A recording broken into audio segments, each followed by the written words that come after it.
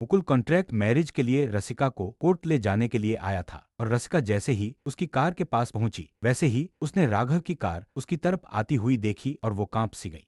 राघव की कार अपनी तरफ बढ़ते हुए देखकर रसिका का गुलाबी चेहरा डर से सफेद पड़ चुका था। उसे लगने लगा था कि अब वो पकड़ी जाएगी और राघव पता नहीं क्या हंगामा करेगा। लेकिन तभी मुकुल ने रसिका की नजरों को फॉलो करते हुए राघव की कार को उन दोनों की तरफ बढ़ते हुए देख लिया था। मुकुल खुद में बड़बड़ाया, मुझे ये कॉन्ट्रैक्ट मैरिज बिना किसी रुकावट के चाहिए। इसने अगर मुझे रसिका को यहाँ से ले जाते हुए देख लिया तो ये सब कुछ जान जाएगा। नहीं, मैं इतना बड़ा रिस्क नहीं ले सकता। मेरे पास टाइम नहीं है मिस्टर राघव, वरना मैं तुम्हें देख लेता। मुकुल ने तुरंत राघव को कॉल लगा दी। दूसरी तरफ मोबाइल स्क्रीन पर मुकुल का नाम देखते ही राघव ने अपनी कार रोड के साइड से लगा ली। हेलो मिस्टर राघव, मैं आपको अपनी कंपनी के ब्रांड एम्बेसडर के लिए कंसीडर करना चाहता हूँ। Let's me on this coming Monday. It's my pleasure sir. Raghav बहुत खुश हो गया था, उसे अपनी किस्मत पे यकीन ही नहीं हो रहा था।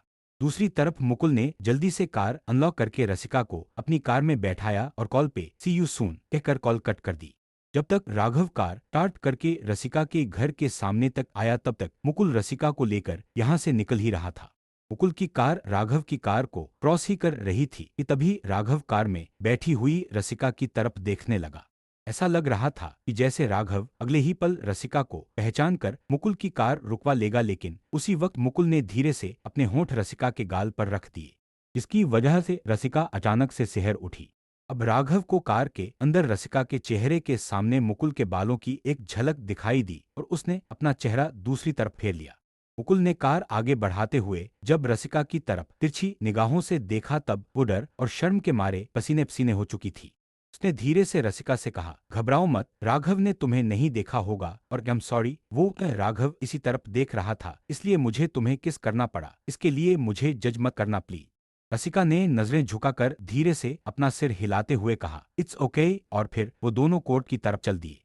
इधर राघव जब रसिका के घर पहुंचा तो वॉचमैन उसे देखते ही सलाम करते हुए बोला, सर मैडम घर पर नहीं है, वो तो बस अभी अभी कहीं निकल गई हैं।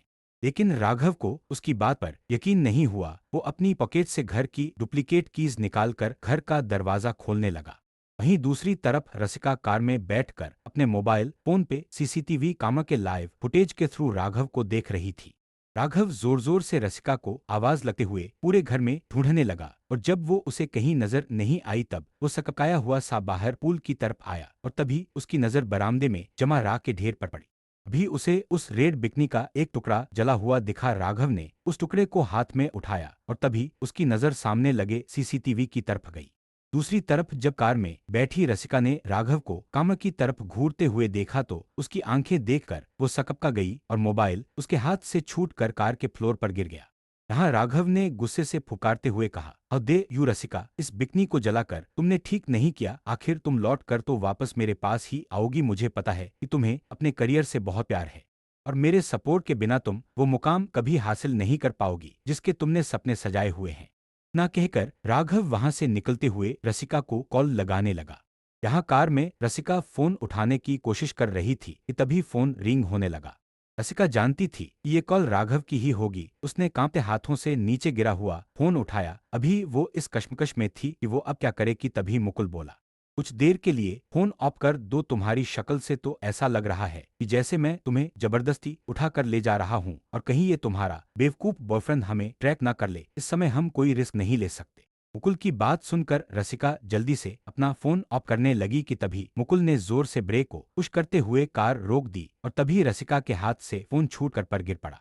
देर पहले रसिका ने फोन उठाने के लिए सीट बेल्ट खोल दी थी, इसलिए ब्रेक लगते ही इस बार उसका सिर सीधे कार के डैशबोर्ड से जा टकराया और उसके माथे से हल्का सा खून बहने लगा।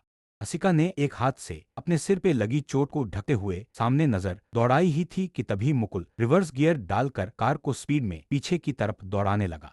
दरअसल मुकुल की कार के सामने एकदम से एक ट्रक आ गया था और उसमें बैठा नकाबपोश आदमी फुल स्पीड में ट्रक को मुकुल की कार की तरफ भगाए जा रहा था। ये देखकर रसिका के रोंगटे खड़े हो गए और वो डर के मारे अपनी आंखें बंद करती हुई बोली, ओह गॉड, ये तो हमारी तरफ बढ़ रहा है। मुकुल जी, ये ट्रक तो हमें कुचल देगा।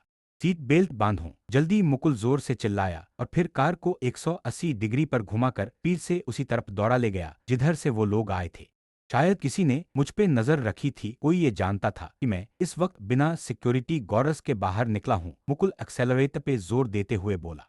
लेकिन कौन? ये आदमी तो हमें जान से मार देगा मिस्टर मुकुल। मैं पुलिस को कॉल करती हूँ। रसिका एक बार फिर से अपना फोन नीचे से उठाते हुए बोली।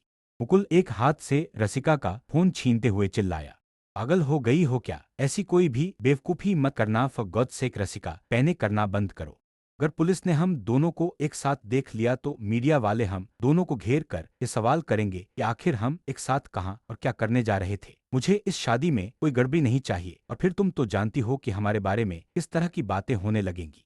मीडिया वाले सवाल तो तब करेंगे जब हम जिंदा बचेंगे, और अभी के हालात में तो ये लग नहीं रहा है कि हम जिंदा यहाँ से जा पाएंगे। रसिका रुआंसी आवाज में बोली। अब तक मुकुल ने कार एक कच्ची सड़क पर उतार दी थी। आसपास घने पेड़ होने के कारण ट्रक वाले को मजबूरी में वहीं रुकना पड़ा।